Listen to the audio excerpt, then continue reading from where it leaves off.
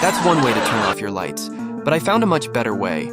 I built this. It looks like a regular bulb, but inside I've hidden a custom circuit to make it smart. No guns needed, just a tap on my phone. I can turn my bulb on and off from anywhere. But how does it all fit inside? Let's tear it down. To make this work, I used the ESP32 C3 Super Mini.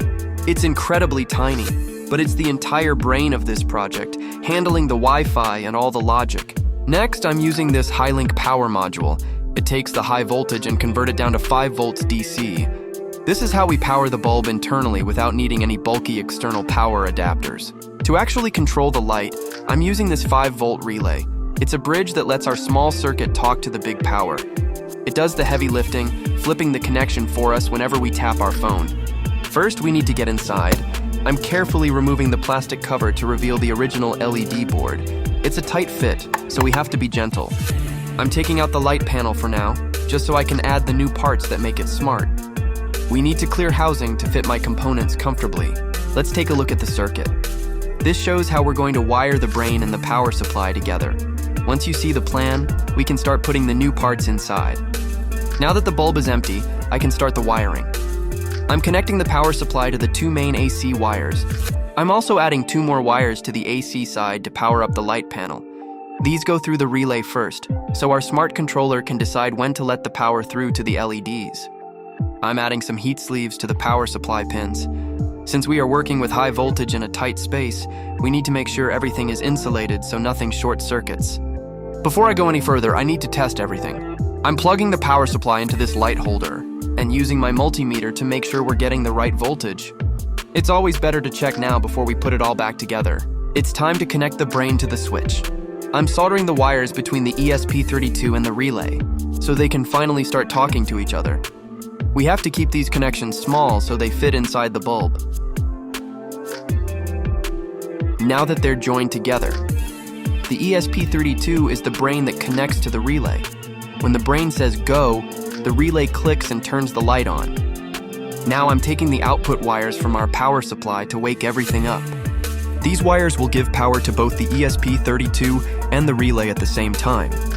Now whole system is connected together. Next, I'm connecting the light panel to the relay. The relay acts like a gatekeeper here. It sits right in the middle of the power line and waits for the signal to let the electricity through to the LEDs. Before we plug into the main power, I'm uploading a simple test code. I just want to hear that relay click. If it clicks, we know the ESP32 and the relay are talking to each other perfectly. Now for the real test. I'm plugging it into the main supply and running the code. I want to make sure the power supply, the ESP32, and the relay are all working together perfectly to flash this light. Now it's time to pack everything into the bulb. I'm using some hot glue to secure the components inside the casing. This keeps the parts from moving around or touching each other, so our smart bulb stays solid and safe. Finally, the main event, uploading the final code. This turns the ESP32 into its own Wi-Fi hotspot. That way we can connect our phone directly to the bulb without needing a router or any extra cables. The upload is finished, and you can see the IP address right here on the monitor. The ESP32 is actually hosting its own mini website. Check this out! My phone already sees the ESP32. It shows up in the Wi-Fi list just like a router.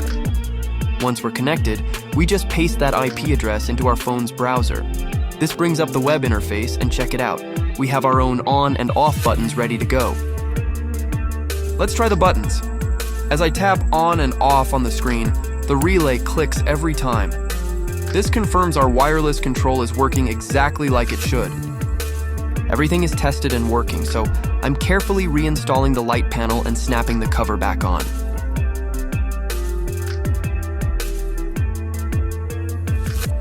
Time for the final result. I'm plugging the bulb into the main power, and there it is.